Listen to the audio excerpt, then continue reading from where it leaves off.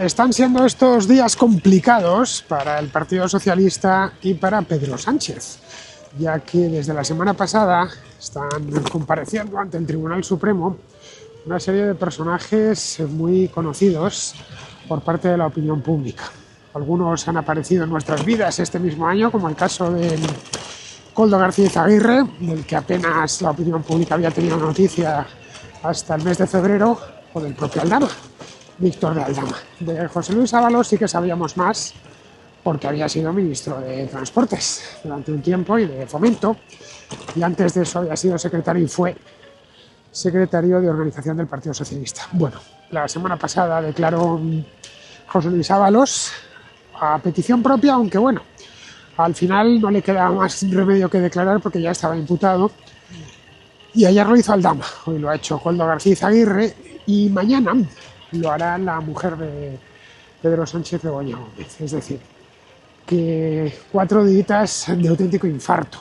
Ábalos no dijo nada especial, salvo que, bueno, pues que él no sabía nada, poco menos, que todo era cosa de su asistente personal, Koldo García Izaguirre, y que sentía mucho que hubiese pasado todo esto. El caso Aldama es distinto, lo pudimos ver ayer, es de lo que os quiero hablar en la contra de hoy, aquí al ladito mismo de la plaza de Guatemala, con Martínez Campos ahí. Este es un buen sitio, y lo bueno de venir aquí entre semana, sobre todo los días de frío como hoy, es que las posibilidades de que esté lleno son muy pequeñas. Los días de invierno, el Retiro se llena en fin de semana, pero no en, pues eso, un lunes o un martes. Y aquí la verdad es que sobran los bancos, eso es lo cierto. Podríamos quedarnos en la parte trasera. Bueno, os quiero hablar en la contra de hoy. Vamos aquí a dar la vuelta a este monumento del general Martínez Campos, general muy famoso del siglo XIX, que le hicieron una estatua justo detrás de la de Alfonso XII, un rey al que sirvió en vida y que al parecer pues no terminaron en muy buenos términos. Creo que este banco, que tengo el solecito, lo poco que queda de sol de frente, va a ser perfecto para esta contrahistoria. A la contra, voy a retirar la cámara de la bicicleta. En a la contra que os quiero hacer sobre, más que sobre Aldama, que de Aldama ya os he hablado en más de una ocasión, sobre el tema de la caja B del Partido Socialista. Es algo de lo que se viene hablando desde casi que saltó esto, pero de lo que no quieren oír ni hablar dentro del PSOE, como es lógico, y que se ha negado repetidas veces. Es decir, por resumirlo mucho, si detrás de toda esta trama lo que existe, aparte de un caso de enriquecimiento personal, que yo creo que un poco a la vista está por todo lo que hemos ido sabiendo, siempre presunto, por supuesto, no hay también un presunto caso de financiación ilegal del Partido Socialista Obrero Español, del PSOE. Es decir, que lo que estuviese haciendo Aldama y compañía no era más, lo que estaban haciendo, no era más que llenar de forma ilegal las arcas del Partido Socialista.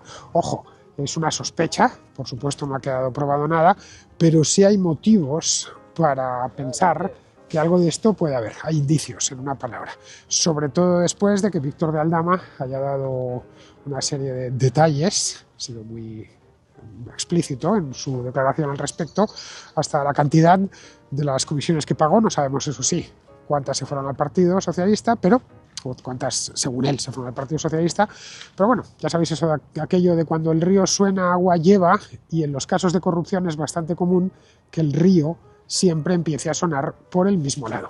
Así que me quito el casco, me aposento aquí en este banquito y continuamos con este tema. Pues nada, como os decía en la bicicleta, ayer declaró Víctor de Aldama en el Tribunal Supremo. Aldama, como os decía también en la bicicleta hace un momento, es un personaje que se ha metido de lleno en nuestra vida y del que apenas hace, pues no lo sé, un año, sí, menos de un año, en diciembre del año pasado, nadie ha oído hablar de él, porque de Koldo García Izaguirre sí se había hablado, algunos periódicos, en alguna ocasión había salido a relucir su nombre, no desde luego atado a casos tan graves de corrupción, pero siempre bajo la sombra de la sospecha.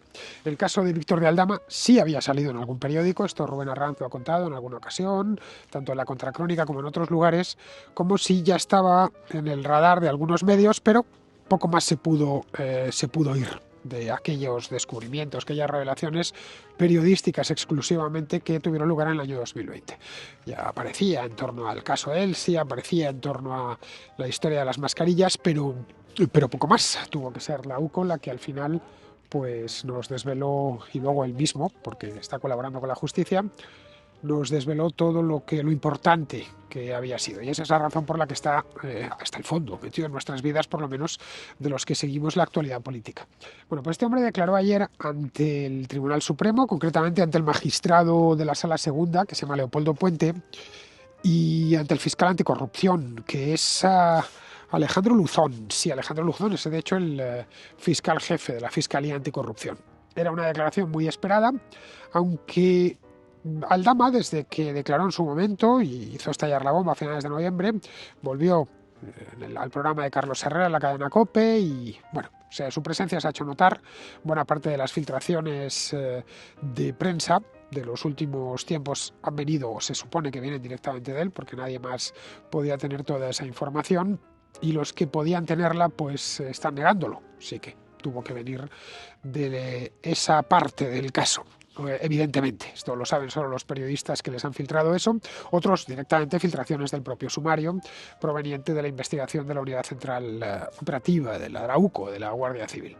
Bueno, todos le vimos entrar, iba con una carpeta bajo el brazo, salía de un vehículo de gama alta e iba con un tipo muy conocido y del que yo he hablado en alguna ocasión en la contra en directo, más que aquí, que es Daniel, el de Desocupa. Daniel, no me acuerdo el nombre, el apellido, pero es Daniel de SK, creo que se llama en Twitter. Es un tipo así grande que se dedica a su empresa a gestionar desocupaciones. Bueno, es muy famoso en España porque, aparte de que el tipo tiene unas cualidades indiscutibles para comunicar, tiene creo que su canal de YouTube, bueno, Twitter, etcétera, está muy presente en todas las redes.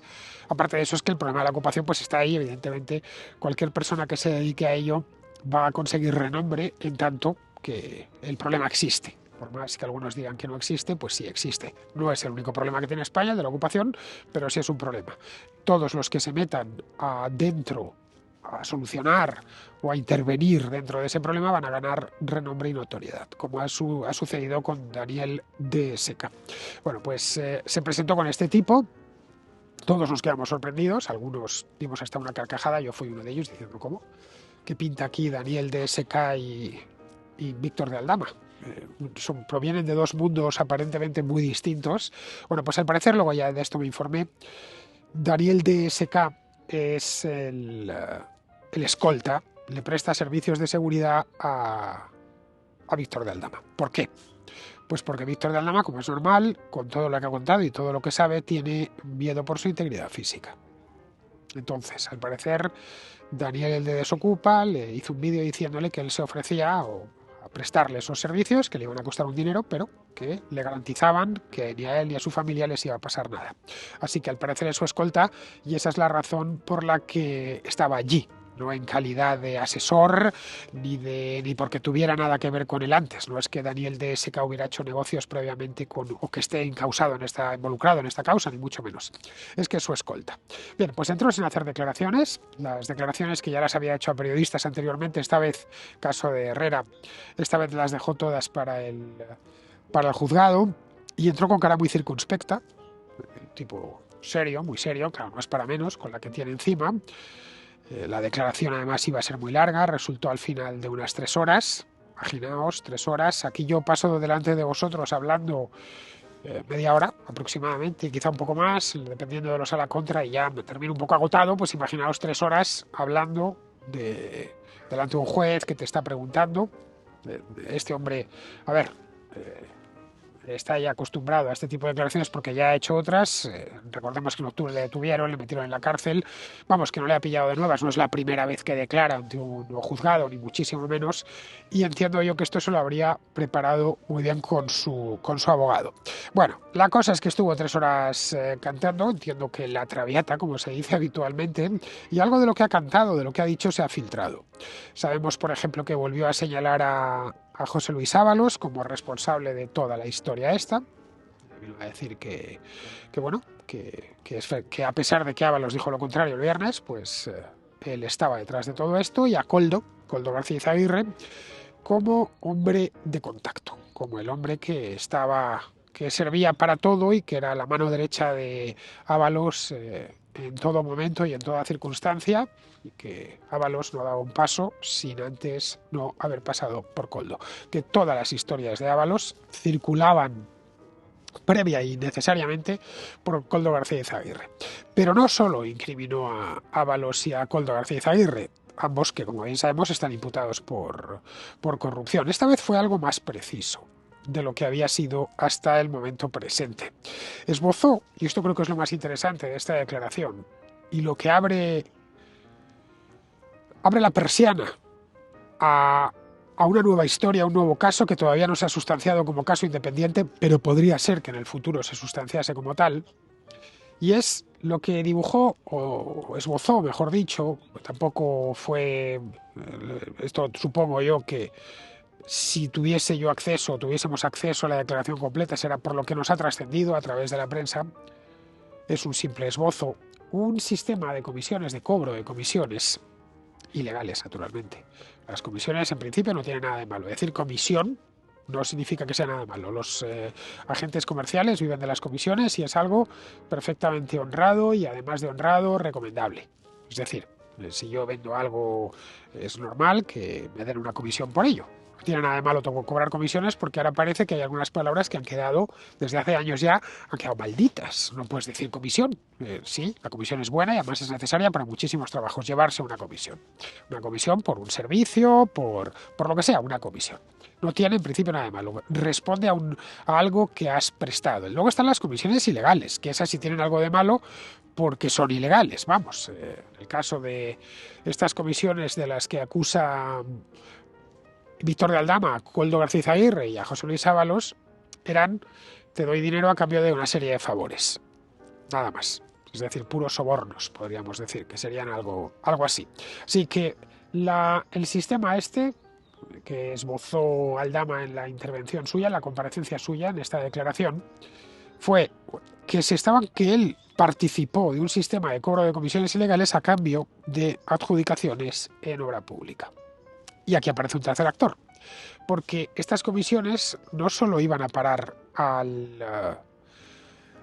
Koldo y a Ábalos, iban también a parar presuntamente al Partido Socialista Obrero Español, es decir, al PSOE. Presuntamente, insisto, se beneficiaba de todo este esquema corrupto.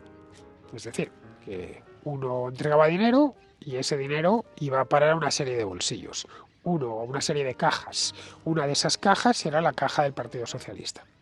A ver, esto no lo sabemos, es presunto, por supuesto, no está ni muchísimo menos demostrado. Es una declaración de un tipo en concreto. No es de un tipo cualquiera, no es que, pues qué sé yo, vaya este que acaba de pasar por aquí y diga, pues yo creo que aquí... No, es alguien que sabe de esto y al que además le da veracidad y credibilidad la Fiscalía Anticorrupción, que es Víctor de Aldama, pero que tampoco es extraño desde el punto de vista de la lógica política básica. Las comisiones para financiar partidos políticos es de primero de corrupción. La primera asignatura del primer curso de corrupción es comisiones para financiar al partido, de corrupción política, quiero decir. Es decir, prácticamente todos los casos de corrupción que en España han sido, bueno, voy más lejos, que en España no, que en el mundo han pasado primero o tienen o han tenido en algún momento este denominador común. Casi siempre está presente la financiación ilegal de los partidos. Los cargos de ese mismo partido político exigen su parte del botín para llevársela al bolsillo, para comprarse un vehículo, una casa o meter el dinero en Suiza. Pero aparte de eso, recaudan también en muchos casos para el partido político. os preguntaréis, ¿por qué el partido político tiene necesidad de financiarse a través de esa vía? Que a fin de cuentas siempre te pueden cazar, ¿no? Y te puede traer problemas serios. Pues a ver, necesidad, lo que se dice necesidad, no. Pero es que la política es muy cara. Más cara de lo que imaginamos. Si alguno de los que estáis al otro lado está en un partido político, trabaja en uno, lo sabe. Hay que pagar muchas nóminas, las campañas electorales salen por un pico, cuestan un riñón, vamos. Los partidos apenas tienen militantes de pago. Es decir, cuando te saca el Partido Socialista o el Partido Popular o cualquiera, te dice, tenemos tantos cientos de miles de militantes. Es la última vez que actualizaron la base de datos. Cuando no directamente a veces sucede que tienen hasta militantes muertos. Se murió hace 10 años y sigue todavía como militante. Pero bueno, de esos militantes incluso que están ahí, que no están muertos y que de vez en cuando todavía se dejan caer por un mitin o incluso por la sede, no son tantos los que pagan. Eso es otro elemento importante a tener en cuenta. Se puede ser militante de un partido político y no estar a corriente del pago. De hecho, eso es bastante común. Ser militante de un partido político y no estar al corriente del pago. Es una cosa muy, pero que muy habitual. ¿Qué les sucede? Pues que tienen que tirar de otras vías. Tienen que, para mantener estas empresas, si queremos llamar así a los partidos políticos, pues tienen que ir vía subsidios. Para eso necesitan conseguir buenos resultados en las elecciones. Tienen que ir vía donaciones de empresas o de particulares, pero la legislación en este aspecto es muy restrictiva. No es lo de Estados Unidos, que yo puedo llegar y donar, si lo tengo, al partido tal o al partido cual, 3 millones de euros y nadie me va a preguntar nada. Al contrario, lo voy a poder incluso desgravar. Aquí, a partir de muy pocos miles de euros, ya empiezas con incompatibilidades. Con las donaciones legales estoy hablando, de que yo llego y le dono tanto a un partido. O directamente ya corruptelas. Que esto empieza en la misma política municipal. No hay que irse a la gran política nacional. Bueno, y si lo podemos escalar hasta la política supranacional, podemos ir a la política europea. Hace no mucho se destapó un escándalo de corrupción en el mismo Parlamento Europeo, precisamente por comisiones ilegales. Terminó una de las vicepresidentas en la cárcel. Para que veáis que es primero de primer curso de corrupción. Estas corruptelas siempre es lo mismo. Yo te doy algo a cambio de que tú me des dinero, una parte me la quedo yo y la otra parte la dirijo al partido. Que en principio es un mecanismo de mercado muy sencillo, como el comercial. Yo te consigo tal negocio, el conseguidor, yo te consigo tal, te voy a instalar en tal sitio, te voy a conseguir tal o cual cosa y a cambio tú me das una comisión. Simplemente.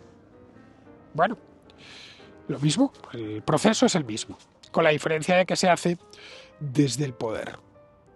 Y generalmente muy a menudo, utilizando dinero público. Porque luego esos contratos se pagan con dinero del contribuyente. Bien, pues según Aldama, el pago de estas comisiones empezó, y preparaos, tan pronto como en el año 2019. Los que estáis siguiendo este caso, recordaréis que la famosa foto de Aldama con Pedro Sánchez en el Teatro de la Latina de Madrid, aquel día de la presentación de Pepo Hernández como candidato del PSOE a las municipales, eso fue en el año 2019. Vamos, que Aldama estaba allí porque, aparte de las historias que hubiesen hecho en México, ya se había convertido en, entre comillas, un proveedor del partido. Era un proveedor habitual, un hombre con el que se trabajaba de manera habitual, según lo que dice él.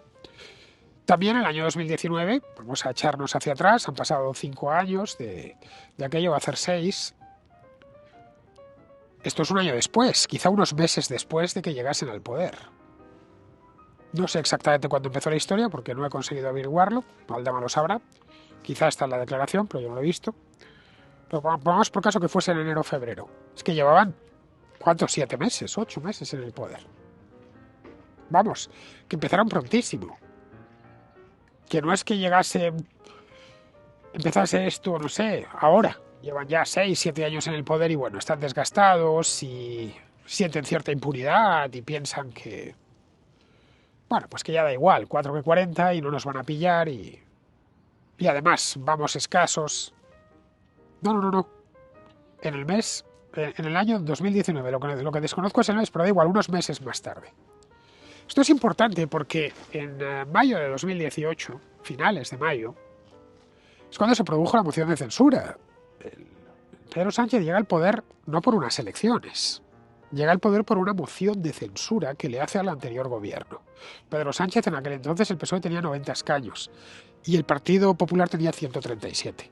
Es decir, que había una distancia sustancial. Una de las cosas que hace es subvertir, mediante una moción de censura, el resultado de las urnas. Es algo perfectamente legal, pero lo que hace es eso. pasa a gobernar un partido con 90 escaños y deja en la oposición a uno con 137, que eran los resultados de las elecciones de 2016. Pero bueno, ya digo, es perfectamente legal. La cuestión es que lo justificó esa moción de censura en la historia de Gürtel, es decir, la corrupción del PP. Bueno, este partido es corruptísimo. Nosotros, a pesar de que tenemos solo 90 escaños y somos de lejos el segundo partido, de que no ganamos las elecciones, tenemos la obligación moral de gobernar para traer de nuevo la limpieza a las instituciones, al gobierno, sanar la democracia española. La excusa era esa. Es más, lo que dijo era que él no quería ser presidente de esa manera mucho tiempo, sino que tan pronto como lo consiguiese convocaría elecciones. Tardó casi un año en haber elecciones, como bien sabemos, no fueron hasta el 28 de abril de 2019, cuando ya estaban trabajando con Aldama. No sé, no deja de ser llamativo. Bueno, si esto se demuestra cierto, es presunto, ya lo sabéis, pero si se demuestra cierto, esto supondría que tan pronto como llegaron al poder en 2018, montaron automáticamente un esquema de financiación ilegal, con su correspondiente caja B. Tan pronto, fue una cuestión de meses. Aldama, que ya está colaborando con la justicia, y esto es importante reseñarlo, es decir, que ya es un colaborador de la justicia, mente un imputado que terminará en la cárcel seguramente, pero que está reconociendo delitos. No se está defendiendo de yo soy inocente de todo, yo no he hecho nada, que me registren, no, yo mire, cometí estos delitos, tal, y yo estoy dispuesto a colaborar. Eso la justicia lo agradece mucho. La justicia es como la iglesia, es un hospital de pecadores. En este caso, un hospital de delincuentes. No te preocupes, que si vienes aquí, estás dispuesto a cantar de plano y a contarnos todo y a colaborar, seremos mejores contigo, siempre y cuando pues descubramos que había más como tú.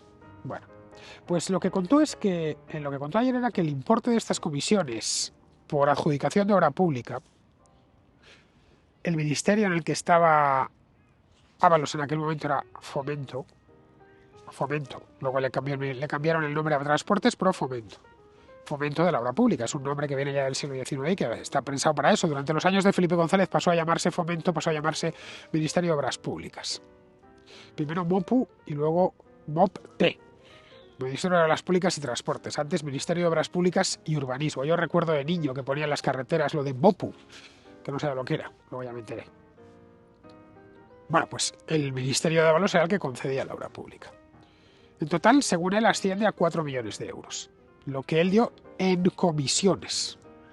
Imaginaos los contratos que se debieron recibir, porque este no dejaba de ser, no es que fuera él un constructor, él no dejaba de ser más que un intermediario, y nunca mejor dicho, un comisionista. Lo que no precisó, que os decía antes aquí, fue qué cantidad de esos 4 millones, esto lo desconocemos, qué cantidad se fue al PSOE. Pudieron ser 10.000 euros, en ese caso sería muy poco dinero. Pudo ser medio millón, pero sería algo más. Pudo ser 1 millón o 2, la mitad, no lo sabemos. ¿Y qué parte se la quedó la trama corrupta? Sí detalló el porcentaje, eso sí, de lo cobrado por estos sobornos, que sería, según dijo, entre el 1 y el 1,5% de la obra. No llega al 3% este de Cataluña, pero vamos, el 1 y el 1,5%. Por obra, por cada una de las obras adjudicadas había una comisión entre el 1 y el 1,5%. Los beneficiarios de estas comisiones eran José Luis Ábalos, en primer término, como ministro y mayor responsable, y luego Koldo García Izaguirre, que era al parecer quien se encargaba de recaudar el dinero. No siempre, pero era el que normalmente lo hacía según Aldama. Es decir, que se las pagaba a ellos, en una palabra. Eso sí, añadió en esta declaración que Koldo, y aquí hablo de Koldo como si fuera amigo mío, vamos, bueno, lo llamamos el señor García Izaguirre, y Ábalos le dijeron en varias ocasiones que las comisiones eran, al menos en parte, para el partido. Además, es textual esto, las comisiones eran para el partido. Como bueno, nosotros estamos recaudando para nuestras historias, pero estamos tomando dinero para nuestras cosas, pero también recaudamos para el partido. Esto es lo que le dijeron a él. Luego reveló otro detalle en la comparecencia. Dijo que había una serie de hitos por adjudicación, por ejecución o por modificación.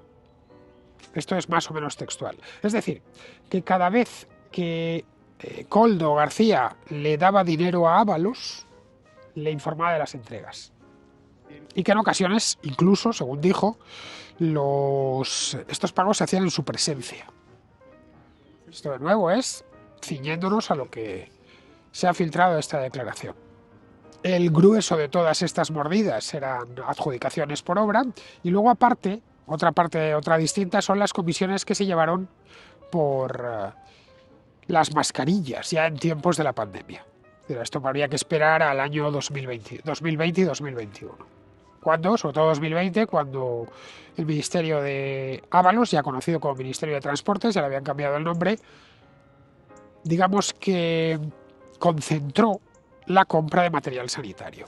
Por razones que desconozco, que no fue el de Sanidad, que digo yo que debería haber sido el de Sanidad, el de Salvadorilla, pero fue el de Transportes. Al parecer tenía muy buena llegada en Moncloa Ábalos y, bueno, al parecer no, sabemos que la tenía porque era la mano derecha de... Tengo aquí a mi amigo Gonzalo Altozano llamándome, pero le voy a tener que colgar y luego ya le llamo yo. Porque tampoco puedo parar a la contra ahora que estoy en pleno trance. Bueno, la cosa es que, volviendo con el tema este de las mascarillas, cuando reciben el encargo de concentrar la compra de las mascarillas, claro, ahí se abre un nuevo negocio. Un nuevo negocio muy jugoso porque estamos hablando de grandes cantidades, con la gente mirando hacia otro lado. Recordad que en el año 2020, abril, mayo, junio, estábamos pensando en cualquier cosa menos en con qué se pagaban esas mascarillas y quién las traía. De hecho, veíamos por televisión o en internet que había llegado al aeropuerto de Barajas un avión de carga cargado de material sanitario y respirábamos aliviados, sobre todo en marzo y abril, que había problemas con los respiradores, recordadlo. Los problemas que había durante los primeros meses por la escasez de mascarillas. Claro, la última preocupación de la gente era esa. Bien, pues ahí aprovecharon, como por otro lado muchos temieron y lo dijeron entonces, dijeron, bueno, aquí se va a liar gorda. Ojo, lo recuerdo, perfectamente, de decírmelo más de uno, bueno, aquí va a robar hasta el apuntador, decían. Pues al final parece ser que tenían razón. En fin, era, ya digo, demasiado jugoso, sobre todo si tienes en el gobierno a tipos sin escrúpulos, como parece ser el caso de Ábalos, Koldo y compañía. Digo parece porque, de nuevo, estamos en el territorio de lo presunto. No están condenados, ni mucho menos. Durante el interrogatorio de ayer, en el que, bueno, Aldama, al parecer, según parece, respondió a todas las partes implicadas en el procedimiento, luego aportó al juez un pantallazo. Os lo voy a poner a pantalla completa, con unas notas manuscritas que le habían sido enviadas por Koldo García a su móvil, con una serie de ciudades, cifras, listados de empresas relacionadas con la adjudicación de obra pública, y todo esto correspondiente al año 2019. Lo estáis viendo, no se lee muy bien, es la verdad. Este documento ha sido publicado en prensa. Os he mostrado una captura que he tomado yo de la misma prensa. Bien, ahí aparecen grandes constructoras, como puede ser Avintia o como puede ser Ortiz. No sabemos si esto es cierto o no, claro. Puede ser una fabricación, claro está. Este manuscrito tendrá ahora que analizarse por parte de la UCO, de la Unidad Central Operativa de la Guardia Civil, que es la que ejerce como policía judicial en esta causa.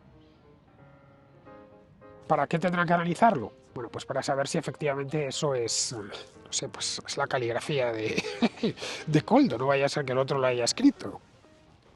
Es decir, que lo escribió, que es algo autógrafo de Koldo García Aguirre, o incluso, quién sabe, le tomarán también al propio Ábalos, es decir, que eso lo escribió antes. Y en estos amaños de obra pública no se limitaron al año 2019, lo que os he mostrado es lo de 2019, sino que se extendieron durante los años 2020 y 2021. En 2021 es cuando cesan, en el mes de julio, a José Luis Ábalos como ministro de Transporte. Claro, ya ahí, pues toda la trama esta, en principio se viene abajo, porque la que gira en torno a Ábalos y todo gira en torno a Ábalos y Koldo, y claro, dejan de estar ahí. Aldama, de cualquier manera, y esto es importante reseñarlo, Aldama se ha autoincriminado en esta historia. En 2 ocasiones, además. Empezó autoincriminándose, diciendo yo he sido responsable de soy un corruptor, en una palabra. Pero es que en la declaración de este lunes se autoincriminó en 2 ocasiones con una adjudicación a una constructora, la Levantina, creo recordar, por la que él dice que cobró más de 70.000 euros en concepto de comisión. Y otra más, que esta creo que del grupo AZBI, que eran otros 15 o 20.000 euros. Vamos, que estaba acusándose de un delito. Cuando le preguntaron cómo era el pago de estas comisiones, el Aldama lo que vino a decir es que, bueno, pues que, o mejor dicho, más que cómo era el pago, cómo se organizó toda esta historia, lo que vino a decir fue que él no tenía nada particular, que vio una oportunidad de negocio. Y dijo, bueno, aquí hay una manera de sacarme un dinero como una comisión, yo pongo en contacto a este y a este y me quedo una parte. Lo que os he dicho, primero de corrupción. Vino a contar que, bueno, que estas cosas que se hacen y que, bueno, que al principio empieza pues de la manera más tonta, pues que dejo algo así como que un amigo te pide un favor y bueno, y le haces el favor y ves que junto con el favor viene acompañado de un cheque. Y claro, pues no le vas a decir que no. Pero que aun con todas, al final todo lo gestionaba o prácticamente todo lo gestionaba con Koldo, que era, al parecer, la persona que se encargaba de ello. Nada más. Le vinieron a decir que bueno, que a ellos les costaba meter mano en la caja del partido, que no era nada fácil, y que de esta manera, bueno, pues tenían acceso a efectivo. Naturalmente Aldama estaba interesado en hacer esto porque no deja de ser un hombre de negocios. Un hombre de negocios, en este caso corrupto, él mismo lo ha reconocido, o corruptor, pero hombre de negocios. Él miraba, pues aquí yo veo un negocio, pues lo voy a hacer. Sí que vio que había un negocio además pingüe, porque vio que estos negocios fraudulentos le podían dejar mucho dinero en el bolsillo. Y así es como se crea este triángulo, que es Ábalos, Koldo, Víctor de Aldama. Un triángulo que por lo demás hemos visto estuvieron muchos años juntos y llevándose muy bien. Él pagaba, él se encargaba de intermediar y ya de paso de liquidar el dinero. Y además pagaba para que le pusiesen en contacto con otros organismos públicos para expandir el negocio, expandir la empresa. A ver, tiene lógica lo que cuenta. No es nada, no sé, raro. Es que yo lo estaba leyendo hoy por la mañana y dije, leyendo además en varios sitios, dije, es verosímil, no es lo que yo me he dicho. Creo que, por lo que os he contado, creo que estaréis conmigo. Es perfectamente verosímil. A ver, es muy normal que los casos de corrupción, muchísimos, se fraguen siguiendo este mismo patrón. Veo una oportunidad de negocio por parte de un empresario, si queremos llamarlo así, y hay un político que se aviene a la jugada. O es el político el que busca al empresario para que sirva de intermediario. No lo sé. No tiene nada de raro. Luego, por otro lado, Aldama puntualizó que lo normal era que Koldo le entregase el dinero. Que le dieran el dinero a Koldo. Eso era lo habitual, es decir, que tenían hasta una operativa ya montada. Pero que en ocasiones se lo entregaba a Ábalos directamente. Llegaba y se lo daba al supuesto jefe.